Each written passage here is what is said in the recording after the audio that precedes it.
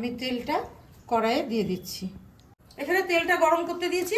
ততক্ষণ লাউ চিংড়ি বানানোর জন্য কি কি উপকরণ লাগবে আমি এখানে রেখেছি। এখানে 200 গ্রাম চিংড়ি মাছ আছে, আলুটা এভাবে পাতলা পাতলা করে কেটে নিয়েছি, আর এখানে 700 গ্রাম ওজনের একটা কচি লাউ নিয়েছিলাম। যেহেতু লাউটা খুব কচি সেহেতু আমি আলুগুলোকে একদম দেখো পাতলা পাতলা করে কেটে নিয়েছি। এবার আমি এই চিংড়ি মাছটা এই তেল গরম হয়ে গেছে এর মধ্যে ভেজে নেব।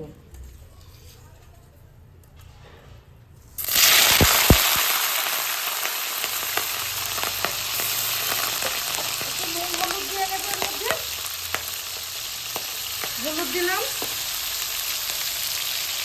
একটু নুন দিয়ে নিলাম। এবার আমি এই চিংড়ি মাছটা 1 মিনিটের মতো ভাজবো, দেখি যেন ওভারকুক না হয়ে যায়।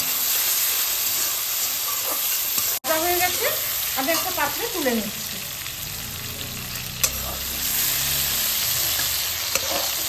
চিংড়ি মাছটা লাল লাল করে ভাজা হয়ে গেছে, খুব বেশি ভাজেনি। এবার এই একই তেলে আমি এই আলুগুলোকেও ভেজে নেব। আলুগুলোকে ভেজে নিচ্ছি।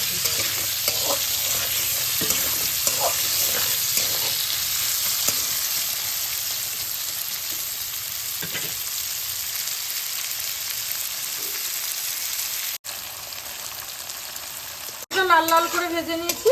এবার এই চিংড়ি মাছের পাশে এখানটা তুলে নিচ্ছি।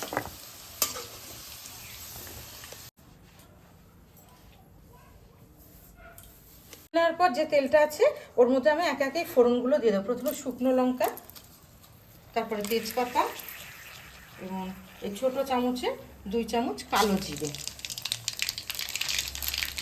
তারপরে এই কাঁচা লঙ্কা কাটাও এর মধ্যে আমি দিয়ে একটু নাড়াচাড়া করে নেব। মেশানো হয়ে গেছে। এবার আমি 1 ইঞ্চির মতো আদা কেটে রেখেছিলাম, সেটা বেটেছি। এই বাটা আদাটা দিয়ে দিচ্ছি, আর এর সঙ্গে দিচ্ছি একটু জিরে গুঁড়ো, জল দিয়ে দিলাম।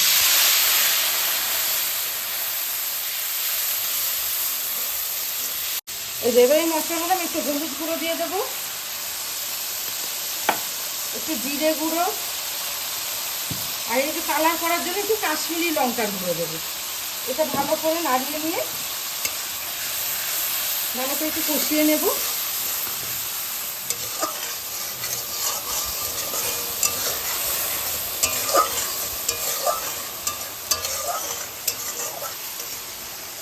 মশলাটা থেকে তেল ছেড়ে গেছে। এবার আমি এই দেখো লম্বা লম্বা কুচি কুচি করে লাউ কেটে রেখেছি, এইটা দিয়ে দেব।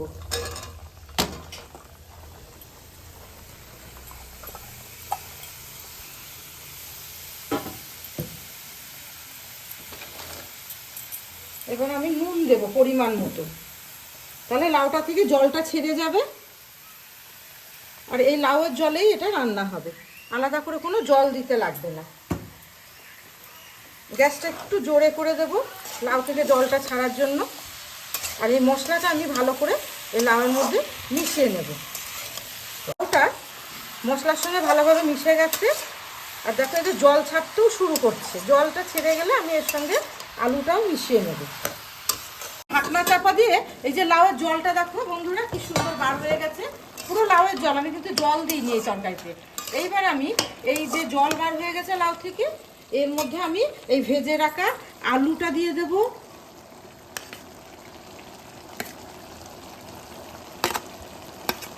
একটু নাড়িয়ে নিই, মিশিয়ে দিই এটা আলুটা লাউয়ের সঙ্গে। আর এরপরে আমি চিংড়িটাও দিয়ে দেবো, তাহলে লাউ আলু চিংড়ি এটা এত সুন্দরভাবে কুক হবে যে এর স্বাদটাই বেড়ে যাবে। এরপরে আমি চিংড়িটাও মিশিয়ে দিচ্ছি।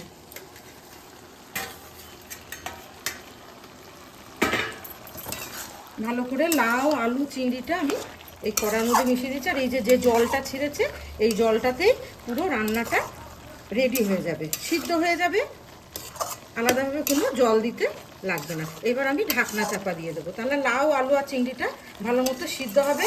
আর এই চিংড়িটা এর মধ্যে দেওয়াতে এই তরকারিটা দ্বিগুণ স্বাদ বেড়ে যাবে। আমি এবার এই ঢাকনা চাপা দিয়ে দিলাম।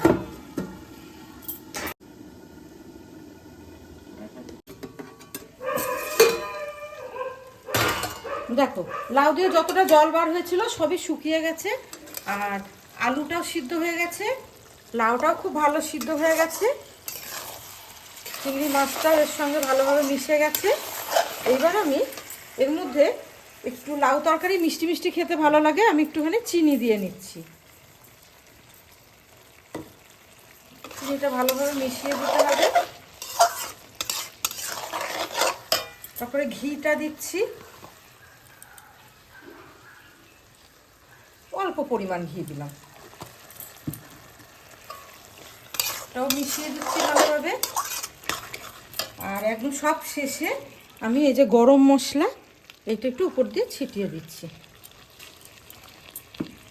এইবার ভালোভাবে মিশিয়ে নিলে একদম দারুণ স্বাদের লাউ চিংড়ি পুরো রেডি। তরকারিটা আমি নামিয়ে নিচ্ছি।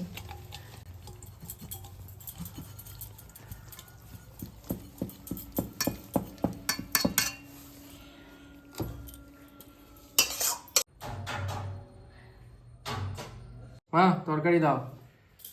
তোর প্রিয় লাউ চিংড়ি। হ্যাঁ চিংড়ি দেবো একটু, হ্যাঁ বেশি বেশি করে। এই তো সব চিংড়ি পড়ছে। ব্যাস, এই দেখ তেলটা দিচ্ছি, ঠিক আছে। খা দেখে। দেখেই গন্ধটা হেভি এসছে তো। লাউয়ের একটা আলাদা রকমই গন্ধ বার হচ্ছে, তার সঙ্গে চিংড়ি মাছটা পড়েছে, আরো সুন্দর লাগছে খেতে। বাহ দারুণ লাগছে। একটু আলু একটু দিয়ে ভাত দিয়ে মেখে একটা করে চিংড়ি দিয়ে মুখে। হ্যাঁ, এর মধ্যে একটু আলু দেওয়া আছে, আলু লাউ চিংড়ি, লাউ চিংড়ি একটু আলু দিয়েছি, আলু দেওয়ার জন্য তরকারিটা আরো স্বাদটা বেড়েছে, চিংড়ির জন্য তো স্বাদ আছেই। আমি আবার খাবো। ব্যাস, আজকের ভিডিওটা এই অবধি। আপনারা আমাদের চ্যানেলটিকে অবশ্যই করে সাবস্ক্রাইব করবেন, আমাদের পাশে থাকবেন। আর ভিডিওটি ভালো লাগলে লাইক, শেয়ার এবং কমেন্ট করবেন। টাটা।